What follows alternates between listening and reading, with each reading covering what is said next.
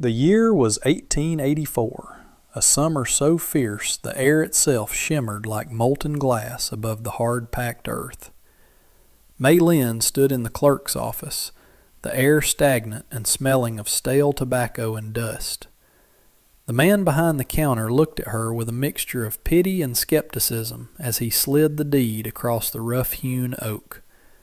$20. That was the price for the Hollow Creek Ranch. It was a sum that whispered of tragedy, of land so cursed or barren that no cattleman in the territory would touch it. But May Lynn did not care about curses.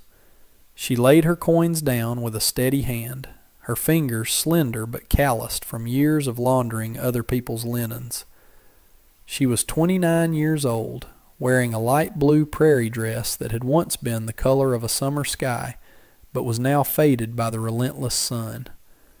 She had bought freedom, or at least the illusion of it. The ride out to the property took the better part of the day, her rented wagon creaking under the weight of her meager belongings, a sack of flour, a crate of seedlings, and a heart full of cautious hope. The ranch was a skeleton of a place. The main house leaned wearily against the wind, its whitewash peeled away to reveal gray, sun-bleached timber. Weeds choked the porch, and the silence was absolute, save for the rhythmic rasp of cicadas hidden in the dry grass. It was a lonely place, a place where a person could disappear, which was exactly what she needed. After unhitching the mule, she turned her attention to the barn. It was a massive structure, shadowy and foreboding, its double doors hanging slightly askew. She pushed one open, the rusted hinges screaming in protest, sending a flock of pigeons erupting into the twilight. Sunlight sliced through the gaps in the roof, illuminating floating motes of dust, and something else. A shape in the far corner, huddled beneath a moth-eaten horse blanket. The smell hit her then, not just the scent of old hay and manure, but the metallic, coppery tang of dried blood.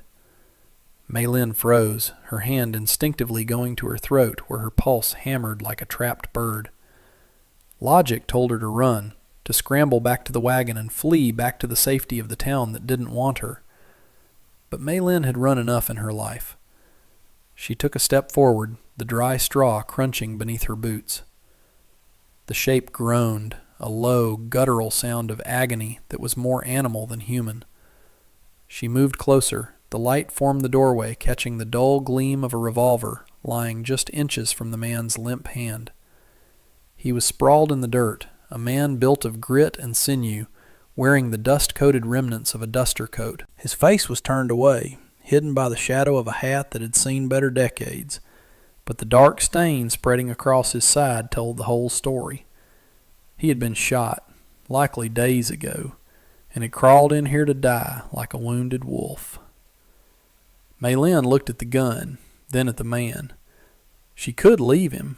If he died, no one would blame her. The territory was unforgiving, and death was just another neighbor. But she saw the way his hand twitched in his sleep, a reflex of survival even in the depths of unconsciousness. She sighed, a soft exhale that seemed to seal her fate, and knelt beside him. She moved the gun first, sliding it across the floorboards to the other side of the barn, out of his reach. Then she went to the well outside. The bucket came up heavy and cool. When she returned, she knelt by his side and soaked a rag. As the cool water touched his forehead, his eyes snapped open. They were gray, sharp, and instantly lucid despite the fever. He gasped, his body tensing to spring, his hand grasping for the weapon that wasn't there. When he realized it was gone, his gaze locked onto hers, terrifying and intense. He didn't speak, didn't ask for mercy. He just watched her, assessing the threat. May Lynn didn't flinch, though every instinct screamed at her to recoil. She simply dipped the rag again and pressed it to his neck. "Steady," she whispered, the word feeling strange in the silence. "I am not the one who shot you." The days that followed were a blur of heat and labor, a slow-motion dance between a woman determined to build a home and a man determined not to die in it. His name, she learned later, was Cole. He gave it up grudgingly, like a man handing over his last coin. He was a difficult patient, silent and brooding, his eyes tracking her every movement as she swept the barn and tended to his wound. The bullet had passed through, missing the vitals but leaving a mess of torn muscle that required constant cleaning. Mei Lin worked with a stoicism that matched his own. She boiled water, tore strips from her petticoats for bandages, and forced broth down his throat when he was too weak to lift the spoon. There was no gratitude in his eyes initially, only a hard, calculated suspicion. He was a man accustomed to betrayal, a gunslinger who had likely seen the worst of humanity and expected nothing less from her. Yet he never threatened her. Once the fever broke, the dynamic shifted. He began to watch her not as a threat, but with a confused curiosity. He saw her struggle with the heavy barn doors, saw her hauling water bucket by bucket to the scorched garden patch she was trying to coax to life. One afternoon, the heat wave reached its peak, the air turning into a suffocating blanket of yellow dust. Mei Lin sat on an overturned crate near him, wiping sweat from her brow, her blue dress dark with perspiration. She looked exhausted, her resilience fraying at the edges. Cole shifted, gritting his teeth against the pain as he propped himself up on one elbow. His voice was rough, like gravel grinding together, unused for too long. "You bought this place," he stated, not a question but a realization. Mei Lin looked up, startled by his voice. "I did," she replied softly. $20. Cole let out a short, dry huff that might have been a laugh. "They robbed you," he rasped. "Land's dry as a bone. Only things that grow here are trouble and graves." Mei Lin straightened her back, her eyes flashing with a sudden fire. "Then I will plant something else," she said firmly. "I will plant a life." Cole stared at her for a long moment, the gray of his eyes softening just a fraction, realizing that the woman in the blue dress possessed a steel that rivaled his own. By the second week, Cole was on his feet. He was unsteady, leaning heavily against the barn walls, but the color had returned to his face. The domesticity that settled over the ranch was tentative, fragile as a spider web. Mei Lin did not ask him to leave, and he did not offer to go. It was an unspoken agreement born of necessity. She needed protection in this lawless expanse, and he needed a place to mend where his enemies wouldn't look. The transition from invalid to partner happened over the repair of the main house's front door. Mei Lin had been struggling to lift the heavy oak slab back onto its hinges, her arms trembling under the weight. A shadow fell over her. Cole stood there, looking pale but resolute. Without a word, he stepped in, his hands, large, scarred, and surprisingly gentle, taking the weight from her. Together, they guided the door into place. He dropped the pin into the hinge and stepped back, breathing hard, sweat beading on his forehead. "Thank you," Mei Lin said, her gaze lingering on his face. He nodded, wiping his brow with his forearm. "Door needs a lock," was all he said. That evening she made a stew from the vegetables she had brought from town, and a rabbit he had managed to snare near the creek bed. They ate on the porch, the sun dipping below the horizon and painting the sky in violent shades of indigo and violet. It was the first time they had shared a meal properly. The silence between them was no longer heavy. It was companionable. Mei Lin noticed how he ate, methodically, eyes scanning the horizon between bites. He was a creature of instinct, a protector by trade. "Who are you hiding from, Cole?" she asked, the question hanging in the cooling air. He paused, the spoon halfway to his mouth. He didn't look at her, his gaze fixed on the darkening ridgeline. "Past," he muttered. "It has a way of riding faster than you can." He looked at her then, and in the dim light the rugged lines of his face seemed less severe. "You got a past too, Mei Lin. I see it in the way you listen to the wind." Trust is built in the quiet moments, in the rhythm of chores shared, and the knowledge that another person is awake and watching the dark while you sleep. The ranch began to change. With Cole's help, the fences were mended, the rotted posts replaced with sturdy timber scavenged from the creek line. Maylin's garden, against all odds and Cole's pessimism, began to show green shoots, a defiant splash of life against the brown earth. They fell into a routine that felt deceptively like peace. He would be up before dawn, checking the perimeter, his retrieved revolver always at his hip, while she started the fire and prepared the coffee. The light blue of her dress was now stained with the honest dirt of their labor, but she wore it with a dignity that made it look like royal silk. One morning, as they stood by the corral watching the sunrise bleed gold across the plains, the distance between them seemed to vanish. Cole stood close enough that she could feel the heat radiating from his arm. He wasn't a man who touched easily. His world had taught him that touch was usually a precursor to violence. But as he pointed out a hawk circling the thermal currents, his shoulder brushed hers. Neither moved away. It was a terrifying intimacy, more electric than a storm. "Wind's shifting," he said, his voice low, vibrating in his chest. "Rain might come." Maylin looked up at him, studying the profile of the man who had crashed into her life. "We need the rain," she said. But the wind brought something else that afternoon.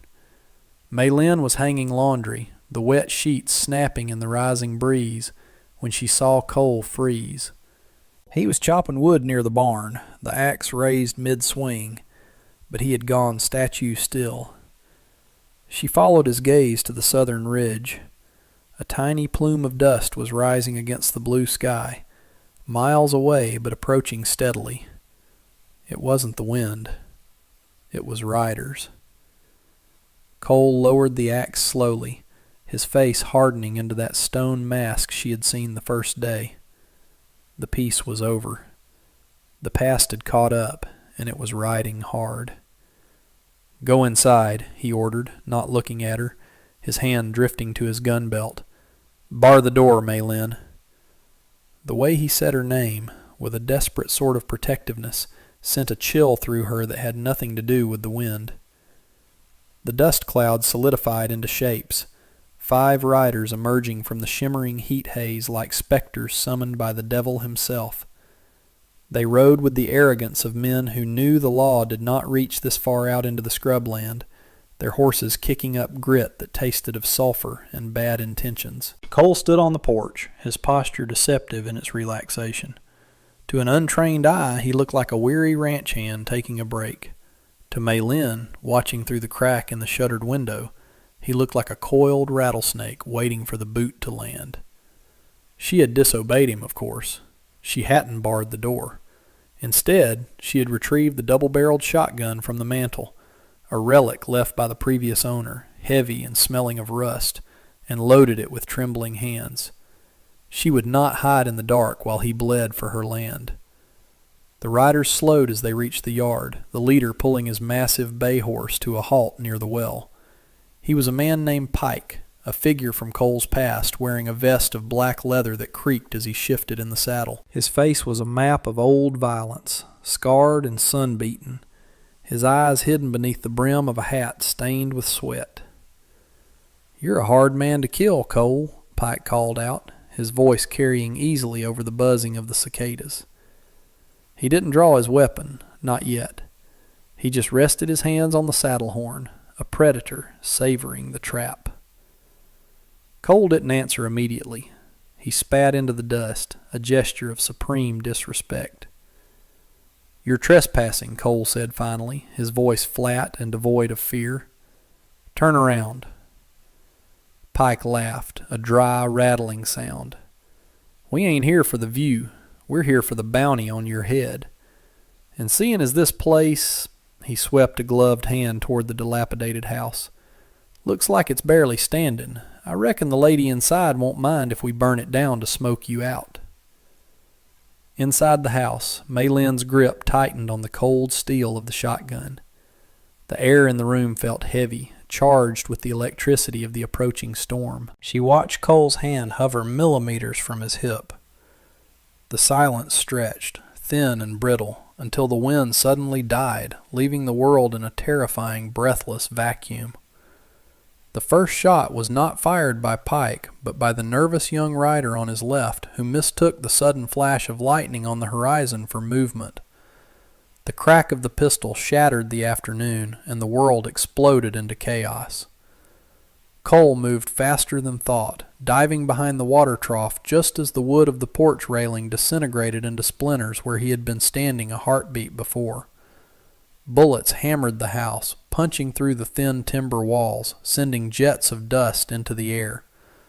Maylin dropped to the floorboards, the roar of gunfire deafening, the smell of black powder instantly filling her nose, acrid and choking. She crawled toward the window, her heart hammering against her ribs like a sledgehammer. Outside, Cole was pinned. He returned fire sparingly, each shot from his revolver finding a purpose. One rider's horse bucked, throwing its owner. Another man cried out, clutching his shoulder. But they had the numbers, and they were flanking him. Pike was shouting orders, his voice cutting through the din, directing his men to circle the barn. Maylin saw a man dismount and run toward the porch, a torch flaring in his hand. The threat of fire terrified her more than the bullets. This was her home. This was the only thing she owned. A cold, hard resolve settled over her, displacing the fear. She rose to her knees, leveled the heavy shotgun on the windowsill, and aimed not at the man, but at the ground in front of him. She pulled the trigger. The recoil bruised her shoulder instantly, the boom far louder than the pistols outside. The dirt erupted at the man's feet, a spray of gravel and noise that sent him scrambling back, dropping the torch. The sudden roar from the house momentarily stunned the attackers. "She's armed!" someone screamed. In that split second of confusion, Cole rose from behind the trough. The storm that had been threatening all afternoon finally broke, not with rain, but with a sudden violent wind that whipped the dust into a blinding frenzy. The visibility dropped to zero, the yard becoming a swirling vortex of brown grit and gray shadows. It was the cover Cole needed. He moved like a ghost through the haze, the gunfire becoming sporadic and confused as Pike's men fired at phantoms. Maylin couldn't see him anymore. She could only hear the shouts of men realizing they were no longer the hunters. "Where is he? Damn it, where is he?" Pike's voice was edged with panic now. A gunshot rang out, closer than the others, followed by the heavy thud of a body hitting the earth. Then another. The wind howled, rattling the window frames, mirroring the violence outside. Maylin reloaded the shotgun, her fingers clumsy but determined. She stayed at her post, a silent sentinel guarding the threshold. Suddenly the front door burst open. She spun around, raising the weapon, but it was Cole. He stumbled inside, his duster coat torn, blood dripping from a gash on his forehead that blinded his left eye. He slammed the door shut and slid the lock home, pressing his back against the wood, chest heaving. "Stay down," he rasped, wiping the blood from his eye. "It's not done." But the silence that followed was heavy and final. The wind died down as quickly as it had risen, leaving only the sound of a lone horse galloping away in panic, likely the last survivor deciding the bounty wasn't worth the ghost in the barn. Cole listened, head cocked, his breathing slowing. He looked at Maylin, really looked at her, seeing the shotgun in her hands and the fierce set of her jaw. The room was dim, lit only by the gray light filtering through the bullet holes in the walls. "You missed," he said, pointing to the porch.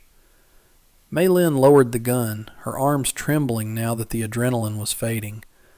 "I wasn't aiming to kill," she whispered. "I was aiming to stop him." Cole let out a long breath, and for the first time a genuine smile touched his lips, grim but approving. "You stopped him all right." The aftermath of violence is always quieter than one expects. It is a silence that rings in the ears, a void where the noise of survival used to be. They waited an hour before venturing out, the sun beginning to set in a bruised sky of purple and blood orange. The yard was a wreck. The trough was shattered, water leaking into the thirsty dust, and the porch railing was gone. 2 bodies lay in the dirt, Pike and one of his men, looking small and insignificant in death. Mei Lin stood on the porch, clutching her shawl around her shoulders, the evening chill settling into her bones. She looked at the destruction, at the bullet holes in her home, but strangely, she felt no despair. The house still stood. She still stood. Cole was dragging the bodies away, toward the ravine where the coyotes would take care of the rest. It was a grim task, but necessary. When he returned, he went to the well and drew a bucket of water, washing the gunpowder and blood from his hands and face. He moved slower now, the adrenaline crash leaving him gray-faced and weary. Mei Lin walked down the steps and took the bucket from him. "Sit," she commanded gently. He obeyed, collapsing onto the edge of the porch. She took a clean cloth and began to tend to the cut on his forehead. It was deep, but it would heal. He hissed as the water touched the wound, but didn't pull away. His eyes were open, watching her face with an intensity that made her breath hitch. "They won't come back," he said quietly. "Pike was the money. Without him, the others won't risk it." Mei Lin nodded, her fingers brushing the rough stubble of his cheek. "And you?" she asked, the question hanging between them like smoke. "Will you go now? The danger is past." Cole caught her hand in his. His skin was rough, calloused, and warm. "The fence needs fixing again," he said, his voice low and rumbling. "And I reckon the roof took some damage." It was the most romantic thing she had ever heard. That evening the rain finally came. It started as a whisper against the roof, then grew into a steady, rhythmic drumming that washed the world clean. Inside the small kitchen, the air was warm and smelled of wood smoke and coffee. They sat at the small table, the lamp casting a golden circle of light that held the darkness at bay. They didn't speak much. There was no need for words. The bond between them had been forged in fire and tempered in blood. It was a solid thing, heavy and real. Mei Lin watched Cole as he sharpened his knife, the rhythmic shh, shh of the stone soothing her frayed nerves. He wasn't just a gunslinger anymore, and she wasn't just a laundress with a deed to a patch of dirt. They were survivors. They were a family, carved out of the wilderness by sheer will. Cole looked up, catching her gaze. The harsh lines of his face seemed to smooth out in the lamplight. "Mei Lin," he said, testing the name as if it were precious. "This is a good place." She smiled, and it was a smile that reached her eyes, erasing the years of hardship. "Yes," she agreed, listening to the rain feed the earth she had fought for. "It is home." They sat there as the storm raged outside, safe within the walls they had defended, 2 solitary souls who had found their anchor in the middle of nowhere. The ranch wasn't cursed. It had just been waiting for people strong enough to claim it. Thank you for listening to the story of the Hollow Creek Ranch. It is a tale that reminds us that redemption is not something we are given, but something we earn, through labor, through loyalty, and through the courage to stand our ground when the world demands we run. Mei Lin and Cole didn't just build a ranch. They built a legacy. Legend has it they stayed on that land for 40 years, turning the dust into a green oasis, their cattle growing fat on the grass that grew tall and sweet. They say if you ride out that way today, past the modern highways and the cell towers, you can still see the ruins of an old barn, its timbers silver with age. And if you listen closely to the wind whistling through the canyon, you might hear the echo of a hammer on wood, or the soft hum of a lullaby in a language half forgotten. It serves as a testament to the fact that love isn't always soft. Sometimes it is as hard as iron and as fierce as a summer storm. I hope this story reminds you that no matter how broken the past, the future is something you build with your own 2 hands. Until next time, keep your fires burning bright against the dark.